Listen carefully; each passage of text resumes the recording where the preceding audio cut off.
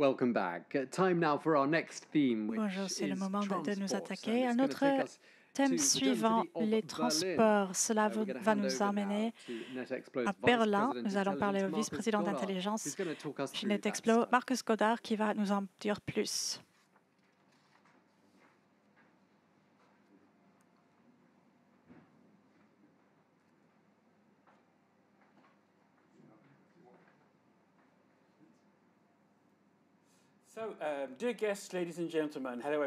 Alors, bonjour tout le monde.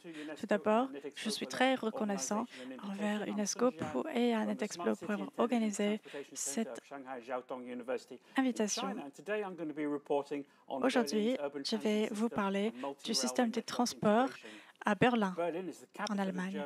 Berlin, c'est la capitale de l'Allemagne. C'est dans le coin nord-est du pays. La ville a été fondée au XIIIe siècle et est devenue une véritable métropole au cours du XVIIe siècle. Dans les années 1930, c'était la troisième ville au monde. Le secteur des transports et des finances était était parmi les meilleurs à l'époque. Ensuite, l'Allemagne s'est divisée en deux. Et la ville de Berlin aussi s'est divisée en Berlin de l'Est et Berlin de l'Ouest. C'était un enclave en termes administratifs, ce qui a causé des embouteillages sévères. L'Allemagne s'est réunifiée en 1980 et Berlin est redevenue sa capitale juste après. En 2019, c'était 7e parmi les 500 villes mondiales du monde. La population est environ 3,5 millions. Voici sur la carte la ville de Berlin et Grand Berlin aussi. L'Allemagne a un système de transport par train très bien développé depuis un bon moment.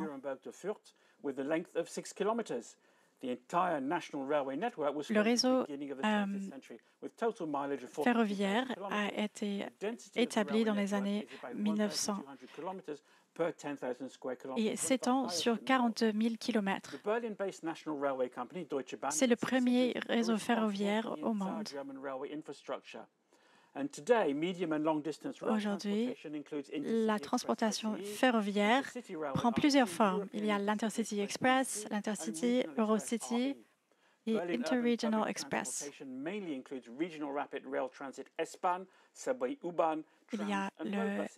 Il y a aussi d'autres moyens de transport pour les voitures. Voici d'autres villes en Allemagne pour les comparer avec le système de transport à Berlin. Berlin a la population la plus grande. Il y a le S-Bahn, le U-Bahn, les trams et les bus. Le S-Bahn le U-Bahn a le plus de passagers par an, avec le S-Bahn juste derrière. Les résidents de Hambourg utilisent principalement le S-Bahn.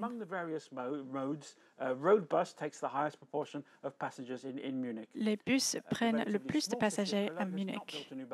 Le système des S-Bahn dépend des prolongements des autres systèmes S-Bahn des villes avoisinantes.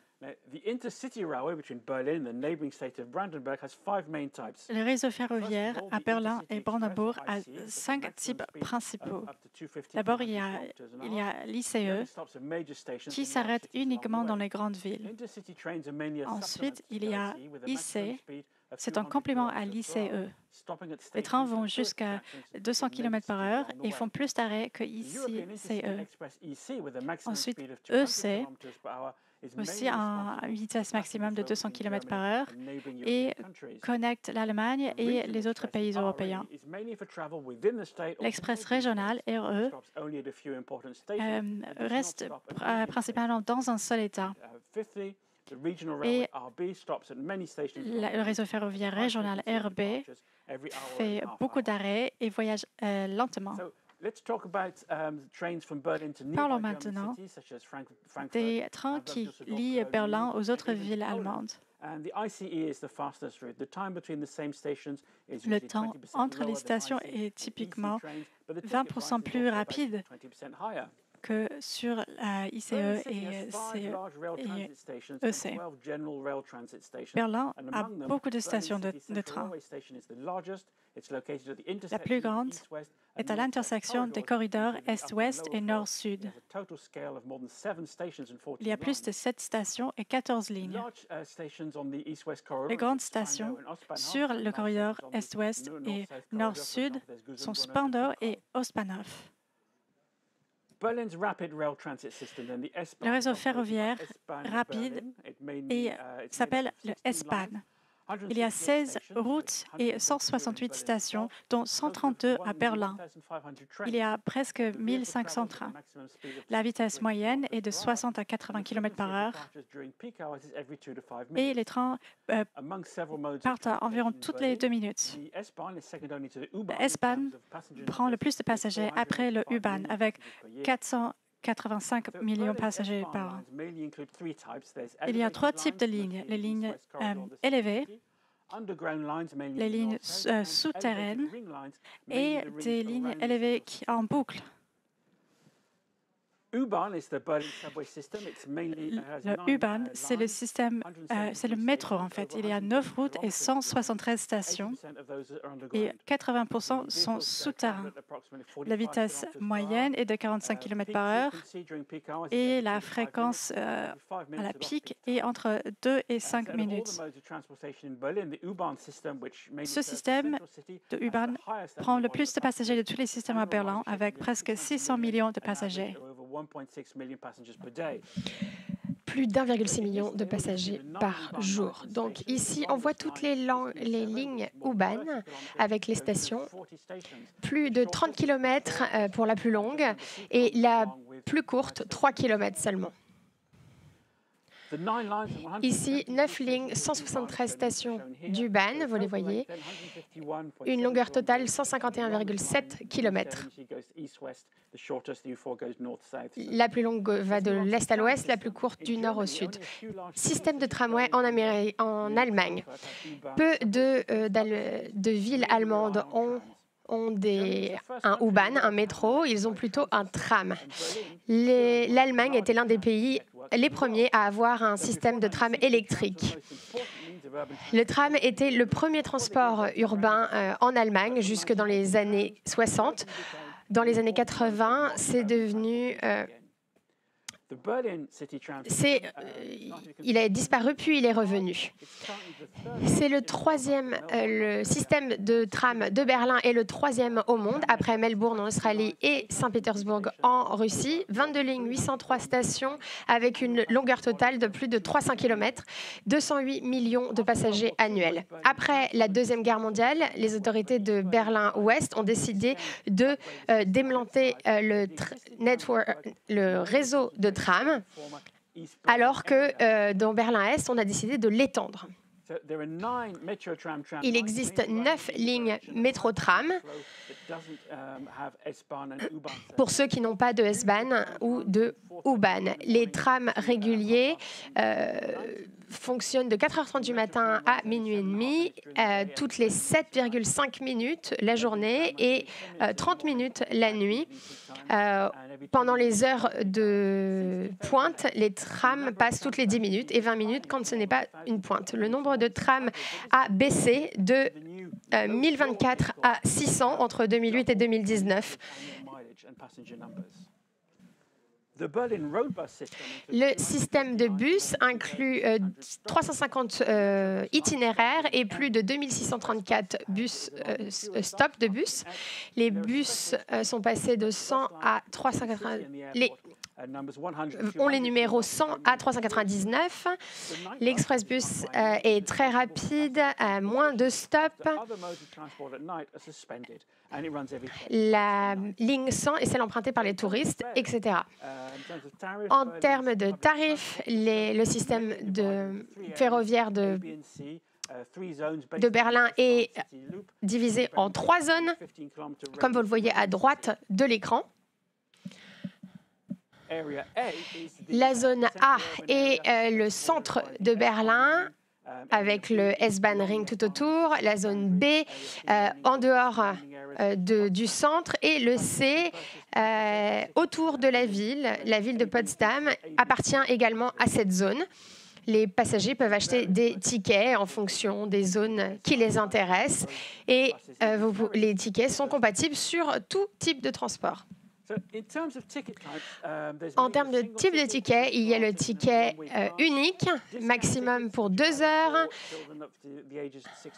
Ensuite, il y a des différents tarifs pour les enfants de moins de 6 ans ou de plus de 6 ans. Il y a des tickets annuels, mensuels, etc. Et généralement, il y a une grosse différence de prix entre la seconde classe et la première classe. Tout ce réseau fonctionne tous les jours. Et la nuit, ils sont remplacés par des bus de nuit. Les métro-trams fonctionnent 24 heures sur 24. Et les nuits avant le week-end ou avant un jour férié, le S-Bahn continue à fonctionner la nuit. Passons à masse. La mobilité comme un service. Gelby est la solution masse qui inclut 12 différents types de transports, train, tram, ferry, scooter, navette, covoiturage et taxi. Donc beaucoup de moyens différents de transport combinés dans cette offre de masse. Les passagers peuvent choisir la combinaison de temps, de prix qui les intéresse. Voici pour masse. Maintenant, en termes de bus et de tram, on la priorité au feu tricolore à Berlin. Et une fois que le train ou le bus est passé, eh bien, on peut revenir au trafic normal. Donc le signal est donc très clair au niveau des feux. Maintenant, si l'on se concentre sur l'avenir,